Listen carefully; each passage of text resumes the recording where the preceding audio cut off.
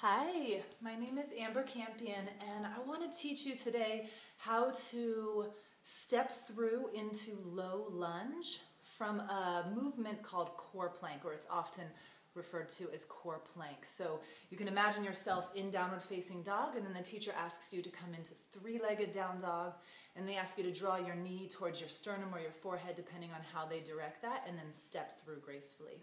So oftentimes, like I said, they will call that core plank. What I will see students who are newer to the practice of Vinyasa, they will do this, but they're going to drop all their weight into their shoulder girdle, and they're not going to activate or use their core.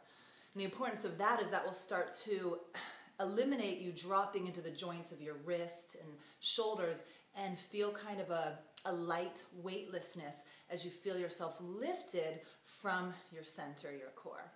So first I'm going to show you what I see often happen and what is not really serving that flowy feeling of stepping through. And that would be this. So students come into their three-legged down dog and they step through, but they drop their hips way low like this. And they put all their weight into their wrist and their shoulder girdle, and the belly's not activated, it's just kind of hanging out there. And then it starts to feel a little pinchy in the low back. When the teacher says step through, this is generally what I see then. They're in down dog.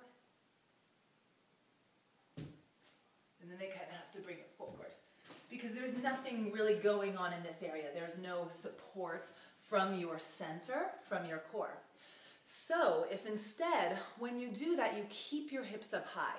So in three-legged down dog, your hips are at a certain level. Now as you come forward into core plank, your hips basically stay in the same exact line. They don't move. They don't go down like that. They stay across. And you feel this deep rounding of the spine as you draw your low ribs in. So it's like your ribs are like this. Oftentimes, you can feel like you're wearing a corset and someone just tightened the corset. You get this sucking in from this center. Everything feels really powered up and alive. You're also going to utilize the leg that's on the ground.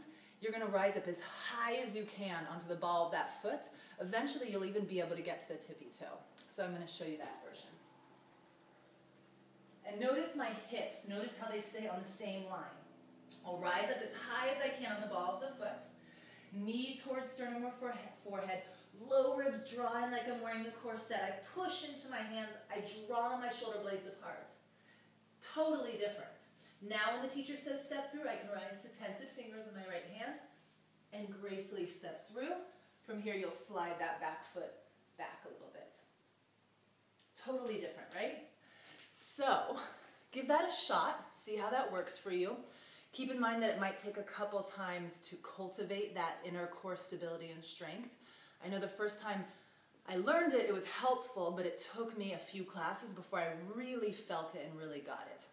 You're going to notice a huge difference in your sustainability of a class, your flow, containing the breath, and just feeling a lot more graceful and fluid once you start to really incorporate core plank in the proper way.